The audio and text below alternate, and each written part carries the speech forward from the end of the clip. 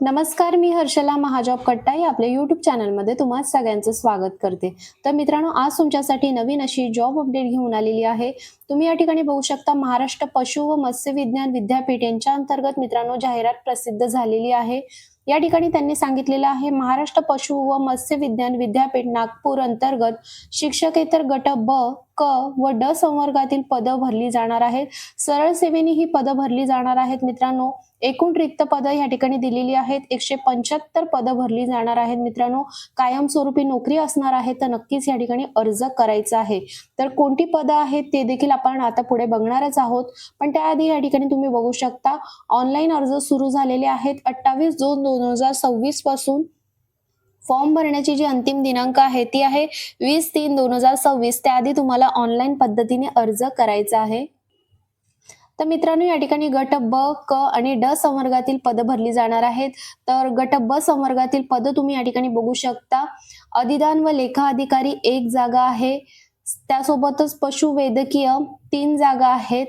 अधिष्ठाता यांचे तांत्रिक अधिकारी 2 जागा आहेत. रुग्णालय चिकित्सक 2 जागा आहेत. त्यासोबतच सहाय्यक व्यवस्थापक 1 जागा आहे. प्लांट ऑपरेटर 1 जागा. या ठिकाणी वेतन श्रेणी बघू शकता. S15 चा पे स्केल दिला 41,800 ते 1,32,300 याप्रमाणे या ठिकाणी तुम्हाला वेतन दिले जाणार आहे मित्रांनो.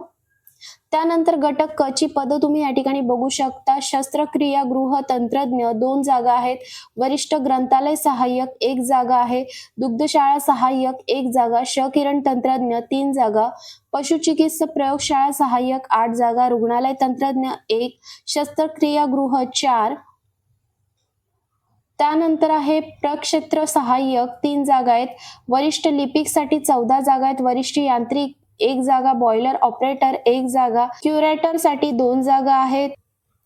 त्यानंतर क्युरेटर कम स्पेसिमम टेक्निशियन 2 जागा आहेत. प्रयोगशाळा सहाय्यक यासाठी 8 जागा आहेत. प्रयोगशाळा सहाय्यक मत्स्य विज्ञान यासाठी 1 जागा आहे. औषध भंडारपाल यासाठी 2 जागा आहेत. वाहन चालक रुग्णवाहिका चालक 7 जागा भरल्या जाणार आहेत. यांत्रिकी व शीतकरण 1 जागा आहे. ग्रंथालय परिचर 6 जागा. प्रयोगशाळा परिचर 41. मशीन ऑपरेटर 3 जागा आहेत.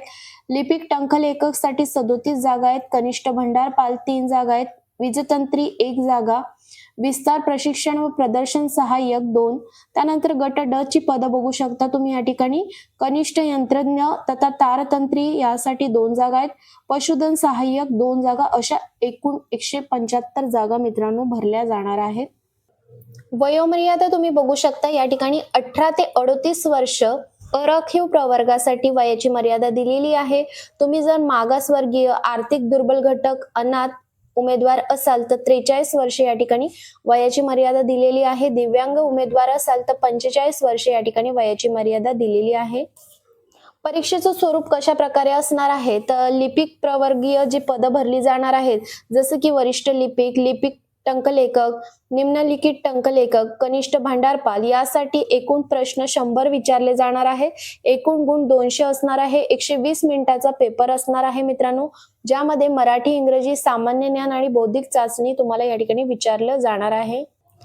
त्यानंतर उर्वरित जेवढी पण पदं आहेत त्यासाठी तुम्ही बघू शकता, परीक्षेचं स्वरूप 60 प्रश्न विचारले जाणार आहेत. 120 गुण दिले जाणार आहेत. तांत्रिक अभ्यासक्रम सुद्धा या ठिकाणी विचारला जाणार आहे.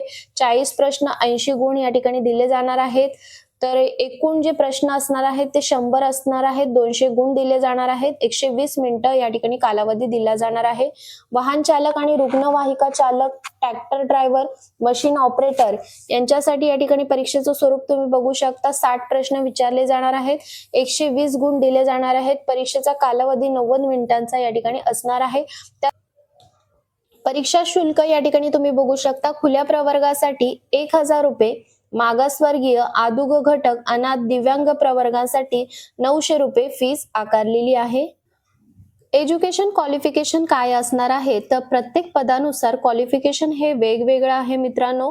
जसं की आता या ठिकाणी तुम्ही बघू शकता, क्लर्क टायपिस्ट साठी कोणत्याही शाखेतून जर तुमचं ग्रॅज्युएशन झालेलं आहे, सोबतच तुमच्याकडे मराठी टायपिंग आहे 30चा स्पीड, त्यासोबतच इंग्लिश टायपिंगचा स्पीड 40चा आहे, तर तुम्ही या ठिकाणी या पदासाठी अप्लाय करू शकता. कनिष्ठ भांडारपाल यासाठी सुद्धा कोणत्याही शाखेतून जर तुमची डिग्री झालेली आहे तर तुम्ही अप्लाय करू शकता.